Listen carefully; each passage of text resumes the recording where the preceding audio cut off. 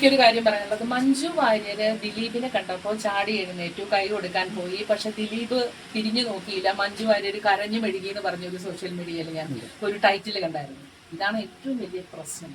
ഒരു പ്രശ്നമില്ലാത്ത ആൾക്കാരുടെ ഇടയിൽ പോലും അനാവശ്യമായിട്ടുള്ള പ്രശ്നങ്ങൾ ഉണ്ടാക്കാൻ പാകത്തിനുള്ള ഹെഡ്ലൈറ്റ്സും തലക്കെട്ടും ഈ പറഞ്ഞതുപോലെയുള്ള ഇത് വരുമ്പോഴാണ് പ്രശ്നം.